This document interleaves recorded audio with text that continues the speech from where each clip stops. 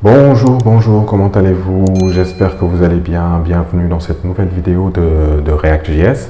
Dans cette vidéo, qu'est-ce qu'on va faire? On va essayer d'afficher les photos en fonction d'un clic. C'est surtout ça. C'est-à-dire, là, si vous regardez bien, j'ai 5 catégories. Normalement, j'avais 4 catégories, mais j'ai ajouté une nouvelle catégorie que j'ai appelée Default. Mais je vais vous expliquer comment j'ai fait pour à quoi sert cette nouvelle catégorie. Maintenant, ce qu'on va essayer de réaliser, c'est quoi? À chaque fois qu'on clique sur une catégorie, il nous affiche les photos liées à cette catégorie-là. C'est surtout ça. Maintenant, la catégorie Default, c'est quoi? Qu'est-ce que j'ai eu à faire? J'ai dupliqué toutes les photos qui existaient au niveau du répertoire et je leur ai donné une catégorie default. Comme ça, lorsque je veux retrouver toutes les photos de la catégorie, je clique juste sur default et il m'affiche par défaut toutes les photos qui existent au niveau de ce répertoire. Voilà, c'est surtout ça. Maintenant, qu'est-ce qu'on va faire? On va rentrer dans le vif du sujet et développer ce qu'on vient de dire. Et voilà, pour commencer, qu'est-ce qu'on va faire? On va aller au niveau de notre éditeur de code. Et qu'est-ce qu'il nous faut?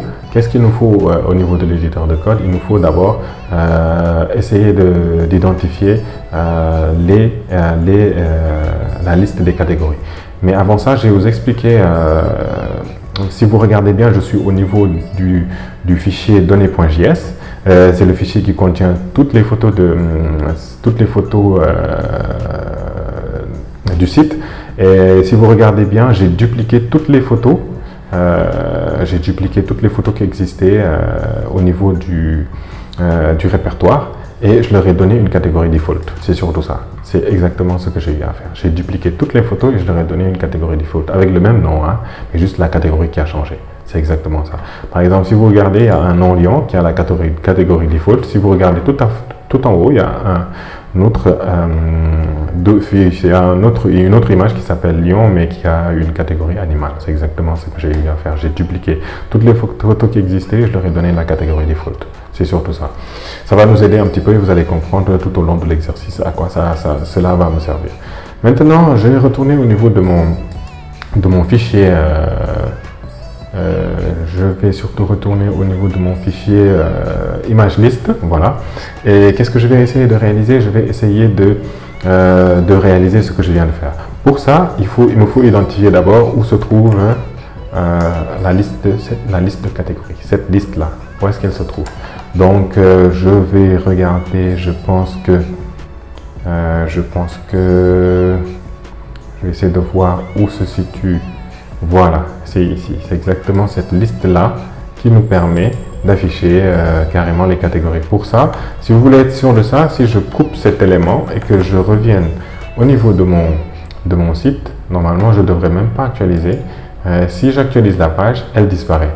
Donc, cela m'explique, cela veut dire tout simplement que c'est cet élément dont j'ai besoin.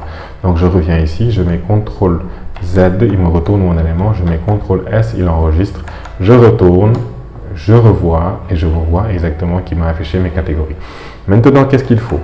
Il me faut ici, au niveau de la liste, c'est au niveau de la liste que je vais travailler. Au niveau de cette liste-là, qu'est-ce que je vais faire? J'ai ajouté un ID. Si je ne l'ai pas encore fait, non, je ne l'ai pas encore fait, donc j'ajoute un ID pour identifier chaque liste de manière unique. Donc je mets ID égale, voilà, et que je sais que les catégories sont uniques, donc je l'appelle cat. Voilà, exactement. Catégories sont uniques avec le même ID. Maintenant, qu'est-ce qu'il me faut? Il me faut utiliser un événement. Je vais utiliser ici, j'avais utilisé un événement onChange, mais cette fois-ci, je vais utiliser un événement onClick. Comme la fois dernière, les événements s'utilisent au niveau de la balise elle-même. Donc, j'utilise onClick, je mets onClick, voilà, onClick, exactement, et je mets égal. J'ouvre les accolades et j'essaie d'appeler l'événement. Je crée une fonction fléchée. Je lui dis maintenant, avant tout ça, il me faut une chose. Il me faut maintenant une variable qui permet d'enregistrer l'élément qui a été sélectionné. Donc, je fais exactement comme la fois dernière. Je retourne tout à fait en haut, tout en haut. Je remonte. Je reviens ici. Je vais créer une autre user state, un autre user state que j'ai appelé. Je mets const. Voilà. J'ouvre les crochets. Voilà. J'appelle ça click4. Comme click catégorie, je mets click, voilà, avec un CK, je vais mettre CK, click 4, voilà, pour afficher, comment dirais-je, la variable, et pour set click 4 pour modifier cette variable, je mets set click avec K, voilà, click 4, voilà, exactement, pour modifier cette variable, et c'est quoi? C'est un user state. Voilà, qui est égal à user. Voilà, c'est un user state. Et ce user state là, bon, il sera initialisé à vide. Hein. J'utilise ça à vide. Voilà, exactement. Exactement. Voilà, là j'ai créé ma variable.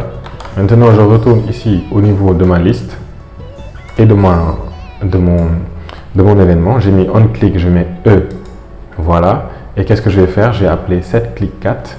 Voilà, qui permet de récupérer l'ID de l'élément qui a été sélectionné. Je mets set, voilà, clic normalement il me le propose, set clic 4, voilà, et quoi? Set clic 4, pour récupérer l'élément qui a été sélectionné, je mets e.target, e.target, ça me permet de récupérer beaucoup d'éléments, mais là j'ai besoin de récupérer l'ID, je mets e.target. e.target.id. Voilà, ça me permet de récupérer l'ID qui a été sélectionné. C'est exactement ça. Là, j'enregistre et c'est pas fini. Qu'est-ce qu'il me faut maintenant? Il me faut aller au niveau de ma liste, ici, ma liste de données. J'ai appelé une méthode qu'on n'a pas encore utilisée ici, c'est la méthode filter. Mais on va essayer de voir qu'est-ce qu'elle fait cette méthode-là. Pour ça, je reviens ici, je vais au niveau de la documentation. Qu'est-ce qu'elle me dit?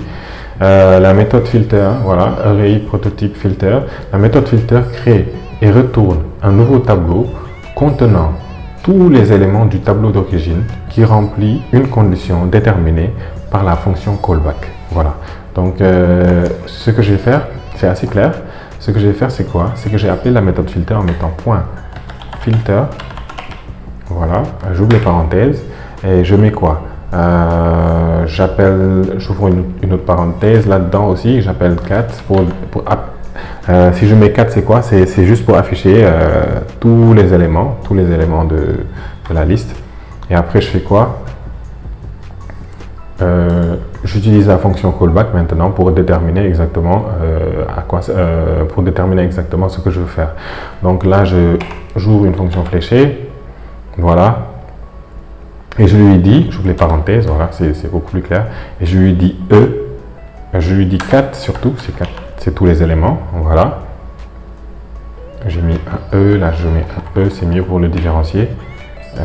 4, c'est-à-dire tous les éléments, point catégorie, là ça me permet de récupérer la catégorie, voilà, point catégorie, ça me permet de récupérer la catégorie, point include, vous allez comprendre après, et je lui dis, voilà, et je lui dis, click 4, click, voilà, click 4. Qu'est-ce que je lui ai dit? Je lui ai dit très simple, quelque chose de très simple, filtre-moi les éléments de la catégorie qui a été sélectionnée. C'est exactement ce que je viens de lui dire. Voilà. Si vous avez l'habitude d'utiliser du JavaScript, vous allez comprendre comment utiliser la méthode filter. La méthode filter, comme je vous l'ai dit comme vous l'avez vu dans la documentation, elle permet d'afficher un élément en fonction de ce que vous avez décrit au niveau du callback. C'est exactement ça. Donc là, si j'ai réussi à faire ça, normalement, ça devrait marcher. Donc je retourne au niveau de mon navigateur. Je reviens ici, j'actualise ma page. Normalement, ça devrait marcher sans que je puisse actualiser. Je sélectionne Animal pour voir. Voilà, c'est aussi simple que ça. Je sélectionne Sport. Voilà, juste les deux catégories Sport. Je sélectionne Plante. Voilà, je sélectionne Art. C'est bon. Et je sélectionne Default qui m'affiche par défaut toutes les autres photos. Voilà, c'est aussi simple que ça. Donc voilà, je pense qu'on est arrivé au terme de cette vidéo. Dans la vidéo suivante, qu'est-ce qu'on va voir? On va essayer de clôturer ce tutoriel en parlant un petit peu d'un dernier élément qu'on appelle surtout on a parlé surtout des hooks. On va parler un petit peu des hooks. Les hooks, il y en a deux, il y a les user state et il y a les user effects. On a déjà vu les user state, mais cette fois-ci, on va voir les user effects. C'est surtout ça. Merci, j'espère que ce tutoriel vous sera très utile. À très bientôt dans une nouvelle vidéo. Au revoir.